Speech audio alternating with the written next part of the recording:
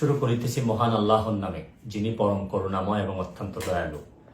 দেশের এই পরিস্থিতিতে, বন্যা পরিস্থিতিতে আমাকে আসতেই হলো আবার ভিডিওতে।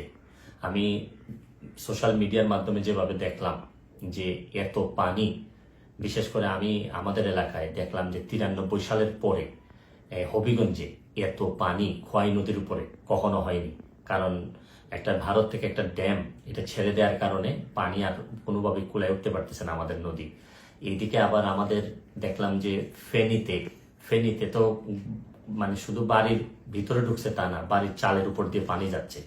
এরকম কুমিল্লা, বিভিন্ন দেশের বিভিন্ন জায়গায় যেভাবে বন্যায় আক্রমণ করছে।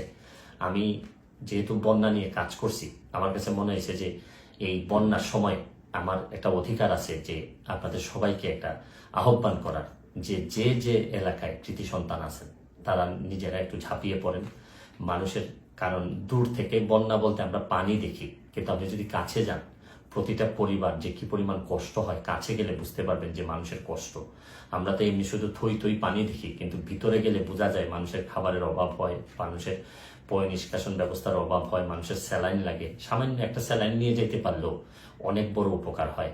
আমি বিশেষ করে প্রধান উপদেষ্টা মহোদয় ডক্টর মোহাম্মদ ইউনূস সাহেবকে অনুরোধ করব যে সারা দেশে, ওনার তো তৃণমূলে কাজ করার অভিজ্ঞতা আছে, উনি যদি একটু ব্যবস্থা নেন মানুষ অনেক বেশি শান্তি পাবে। কারণ আমি আরেকটা জিনিস, আমি আমার এলাকায় নিজের হবিগঞ্জের যারা যারা আছেন, যারা আমাকে, আমার আত্মীয় স্বজন, যারা ফলোয়ার আছেন, তাদেরকে বলবো যে আপনারা যেভাবে পারেন আমাদের এলাকার, অন্তত এলাকার মানুষগুলারে সেভ করার চেষ্টা করেন।